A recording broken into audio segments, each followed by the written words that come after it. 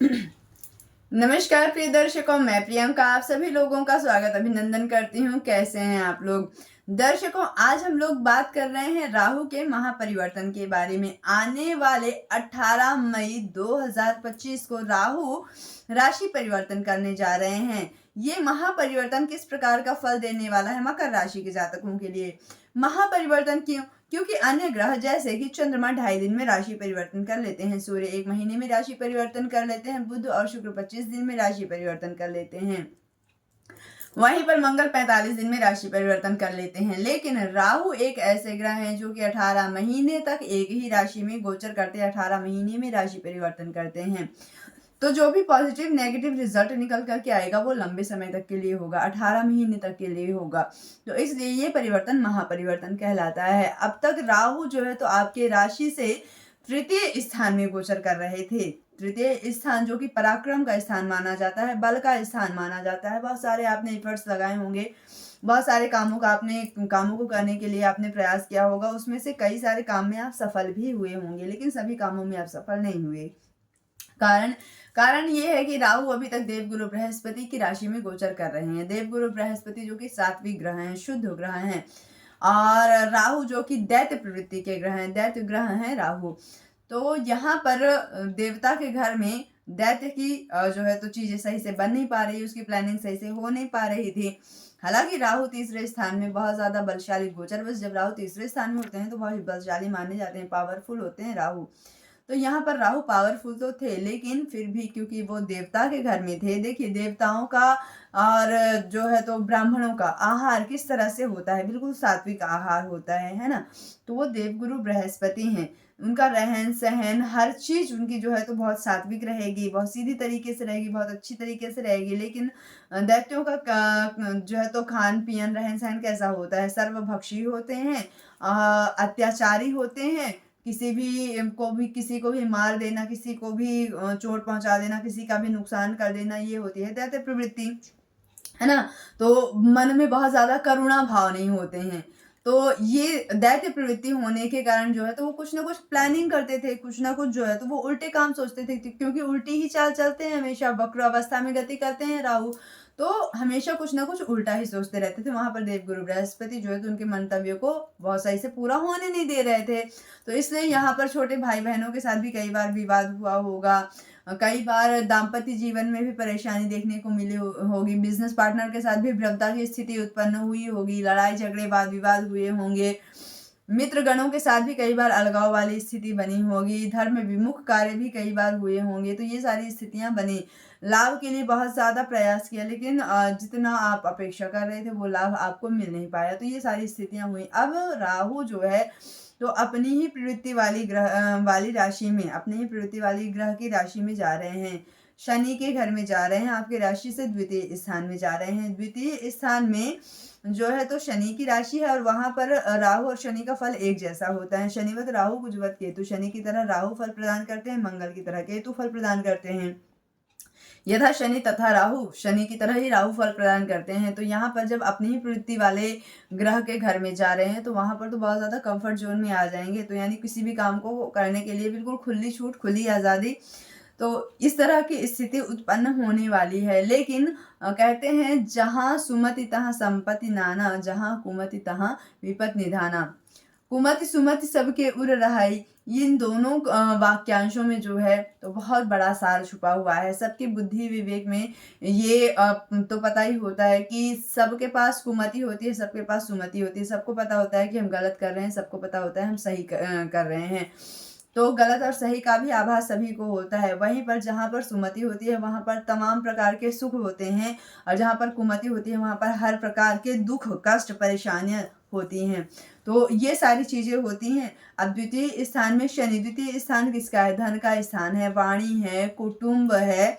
द्वितीय स्थान जो है तो ट्रेडिंग भी द्वितीय स्थान से ही देखा जाता है। तो यहाँ पर वाणी में कड़वाहट आ सकती है, गले से संबंधित जो भी चीजें हैं उनमें विकार उत्पन्न होंगे। किसी से कड़वा बोल देना, किसी को ईगो में आकर के कुछ भी सुना देना, अपनी धौंस जमाना, अपनी पावर जमाना, ये सारी चीजें मन में जो है तो आएंगी। वहीं पर धन का व्यय, अब सोचेंगे ये कि कहीं पर अच्छा इन्वेस्टमेंट कर लें, कहीं पर कुछ सेविंग्स को जो है तो इन्वेस्टमेंट में बदल दें, लेकिन वहाँ पर बहुत ज़्यादा लॉसेस के भी चांसेस बन जाते हैं। तो जो लोग ट्रेडिंग में भी हैं, जो लोग प्रॉपर्टी आदि का भी क्रय विक्रय करते हैं, उनको थोड़ा-सा सोच समझ करके कार्य करना है। ऐसा नहीं कि काम नहीं करना है, काम होंगे, अच्छे होंगे, लेकिन थोड़ा-सा सोच विचार करके गंभीरता के साथ, क्योंकि है तो वो राहु ही ना। राहु बुद्धि भ्रष्ट कर देते हैं, राहु बुद्धि को भ्रमित कर देते हैं। राहु कोई भी गलत निर्णय, कोई भी गलत डिसीजन राहु की स्थिति में लिया जा सकता है। राहु ऐसी बुद्धि को बिल्कुल विपरीत कर देते हैं। अच्छी बुद्धि को बिल्कुल गलत कर देते हैं। कई बार आपने सुना होगा कि इतना बढ़िया इंसान था, इतना बढ़िया सोच रखने वाला, इतना सबको समझाते थे, ये खुद ऐसे कर लिए, है ना? कई बार आपने ऐसे लोगों के बारे में सुना होगा कि ये कैसे ऐसे कर लिए? ये तो खुद जो है तो सबको इतना अच्छा बोलते थे, इतना अच्छा समझाते थे, बताते थे। तो ऐसे इंसान ने गलत कर लिया। कारण क्या है वो उस गलती का? अच्छी खासी बुद्धि को भी भ्रष्ट कर देते हैं राहु, तो वो है राहु। तो द्वितीय स्थान में राहु बैठे हुए हैं। अब यहाँ पर जो है तो शत्रु उत्पन्न कर सकते हैं राहु, क्योंकि राहु की दृष्टि रोग ऋण शत्रु वाले स्थान पर रहेगी। तो नाना प्रकार के शत्रु भी उत्पन्न कर सकते हैं। क्यों? ईगो में आकर के यहाँ पर खान पीन से संबंधित भी कुछ परेशानी हो सकती है, क्योंकि दैत्य ग्रह है, सर्वभक्षी हैं और जो है तो वाणी स्थान पर, मुख्य स्थान पर बैठे ही हैं। तो कुछ भी गलत सलत चीजें खाना, ऑयली फूड खाना, जंक फूड खाना, इन सब से जो है तो पेट से संबंधित समस्याएं होंगी, डाइजेशन में इश्यूज होंगे। अष्टम स्थान को देख रहे हैं, हिडन साइंस की तरफ लेकर के जा सकते हैं, ओकल्ट साइंस की तरफ लेकर के जा सकते हैं, गुप्त रहस्यों की तरफ, नए शोध, नए रिसर्च की तरफ लेकर के जा सकते हैं, तंत्र मंत्र साधना, इन सब में भी रुचि बढ़ा सकते हैं। अच्छा बुरा अब ये आपको डिसाइड करना है कि आपको किस तरफ जाना है, लेकिन यहाँ पर बहुत सारे छुपे हुए रहस्यों की तरफ भी आपका मन जो है तो जा सकता है। राहु की 9वीं दृष्टि जो है तो आपके कर्म स्थान पर रहेगी। राहु पराधीनता को स्वीकार नहीं करते हैं, बहुत ही जिद्दी ग्रह हैं, बहुत ही महत्वाकांक्षी ग्रह हैं राहु, बहुत ही भ्रमित करने वाले ग्रह हैं राहु। राहु एक धुआं है। तो यहाँ पर क्योंकि राहु किसी के अधीन होकर के काम नहीं कर सकते हैं, कर्म स्थान को देख रहे हैं, तो जॉब में लात मार देने वाली बात होगी। हम आपकी बात नहीं सुनेंगे, अपने बॉस, अपने सीनियर्स के साथ लड़ाई झगड़ा मनभेद कर लेना, ये वाली स्थिति उत्पन्न हो सकती है। तो ये समझदारी नहीं है, इससे आपका नुकसान होगा। तो सोच समझ करके गंभीरता पूर्वक काम करेंगे तो किसी भी परेशानी से आप बच सकते हैं। अब अच्छा, राहु की उत्पत्ति कैसी हुई? क्यों राहु इतनी जिद्दी प्रवृत्ति के हैं? क्यों इतने हठी हैं? इसके बारे में एक छोटी सी कथा के माध्यम से हम आपको कुछ बताने का प्रयास करते हैं और फिर इसके बाद हम आपको बताएंगे बहुत सारे उपाय, जिनमें से कोई भी उपाय अगर आप फॉलो करते हैं तो आप अपनी लाइफ को बहुत ईजी बना पाएंगे। तो आइए एक छोटी सी कथा के माध्यम से जानते हैं कि राहु की उत्पत्ति कहाँ से हुई है। राहु इतने हठी क्यों हैं, इतने जिद्दी क्यों हैं? इसकी एक छोटी सी स्टोरी हम आपको बताते हैं। तो एक समय की बात है कि संसार से, सृष्टि से जो है तो निधि समाप्त हो रही थी। निधि माता लक्ष्मी, ऐश्वर्य की जो देवी हैं, तो ऐश्वर्य समाप्त हो रहा था, क्योंकि माता लक्ष्मी समुद्र में जाकर के विराजमान हो गई थी। अब माता लक्ष्मी धन की देवी है, समुद्र में जाकर के विराजमान हो गई थी। तो देवताओं ने सोचा, दैत्यों और देवताओं ने मिलकर के एक योजना बनाई कि क्यों ना कुछ शोध किया जाए, कुछ रिसर्च किया जाए, जिससे संसार में पुनः निधि की स्थापना हो सके, पुनः ऐश्वर्य की स्थापना हो सके। तो मिल करके जो है तो एक प्लान बनाया गया, रिसर्च की प्लानिंग बनी। रिसर्च किस कहाँ पर हो, कैसा हो, तो समुद्र मंथन का जो है तो विचार बनाया गया। समुद्र मंथन के लिए योजना बनाई गई। एक और समुद्र मंथन हुआ, एक साइड दैत्य खड़े हो गए, एक साइड देवता खड़े हो गए, और दोनों ने मिल करके जो है तो समुद्र मंथन किया। समुद्र मंथन करते हुए जो है तो 14 रत्न उत्पन्न हुए, 14 रत्न निकले वहां से। अस्त्र शस्त्र, जीव जंतु, हलाहल, विष, ऐरावत, हाथी, महालक्ष्मी, माता महालक्ष्मी भी निकली। तो संसार में पुनः निधि की स्थापना हुई, और इसी के साथ साथ अमृत कलश भी निकला। अमृत कलश जो कि अमरता को देने वाला है। अमृत जिसे जो भी व्यक्ति पान कर ले वो अमर हो जाए सदैव। तो अब ये अमृत कलश किसे मिले? यदि दैत्यों को मिलता है तो सृष्टि में हाहाकार मच जाएगा, क्योंकि वो तो दैत्य हैं। दैत्य प्रवृत्ति कैसी होती है आपको पता ही होगा। ठीक उसी तरह जैसे कि हमारे देश की जो बड़ी मिसाइलें हैं, सपोज दैट वो किसी टेररिस्ट के हाथ लग गई तो सृष्टि का क्या होगा, इस देश का क्या होगा? वो डरा धमका करके जो भी आतंकवादी होंगे वो इस जो है तो अपना वर्चस्व स्थापित कर लेंगे, है ना? तो ऐसे में तो मतलब सेफ नहीं होती है ना, मतलब लोग सेफ नहीं रहेंगे। तो ठीक इसी तरह से जो है तो अगर दैत्यों को अमृत कलश मिल जाता है तो ऐसे में सृष्टि में हाहाकार मच जाएगा। कुछ समय तक युद्ध चलता रहा, फिर भगवान नारायण प्रकट हुए। माता उन्होंने जो है तो मोहिनी का रूप धारण किया और उन्होंने कहा कि हम बांटते हैं, एक व्यवस्था बना करके हम इसे बराबर बराबर रूप में बांटते हैं। तो सबने स्वीकार किया। मोहिनी का रूप था, वैसे भी भगवान नारायण इतने सुंदर और फिर मोहिनी के रूप में तो और अत्यधिक सुंदर। तो उन्होंने उनकी बात सबने मान ली और जो है तो फिर एक साइड देवताओं को बैठाया गया, एक साइड दानवों को बैठाया गया। भगवान नारायण ने जो है तो देवताओं को अमृत पान करवाना शुरू किया और क्योंकि देवताओं को इस बात का पता नहीं चला, उनको जो है तो साधारण जल का पान करवाया गया, क्योंकि उन्हें अमृत पान नहीं करवाया जा सकता है, सृष्टि की रक्षा के लिए नहीं करवाया जा सकता है। तो उसमें से एक राक्षस था जो कि बहुत ही अत्यधिक बुद्धिमान था, बहुत ही चालाक था। तो उसने जो है तो देवता की इस चाल को पहचान लिया, यानी उसे पता चल गया कि ये भगवान नारायण। वो राक्षस कौन? सुवर्ण नामक राक्षस। सुवर्ण नामक एक राक्षस था जिसने भगवान नारायण को पहचान लिया। उनको पता चल गया कि ये भगवान नारायण है जो देवताओं को अमृत पान करवा रहे हैं और दैत्यों को साधारण जल पान करवा रहे हैं, और दैत्यों को इस बात का पता नहीं लग रहा है।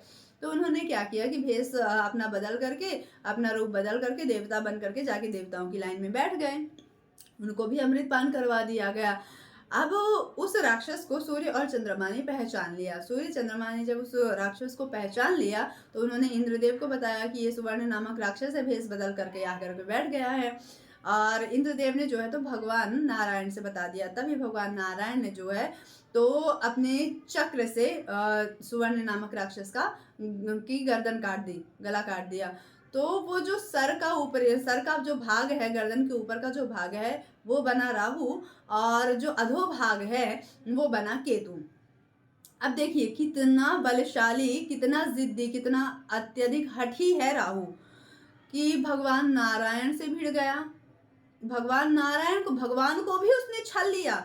यहाँ पर भगवान नारायण ने नहीं छला, उन्होंने तो सृष्टि के बचाव के लिए, सृष्टि के हित के लिए उन्होंने कार्य किया, परंतु वहां पर राहु ने भगवान नारायण को भी छलने का प्रयास किया। इसका मतलब क्या है कि किसी भी साधु संत महात्मा को, किसी भी ब्राह्मण को, किसी भी पंडित को राहु छल सकते हैं।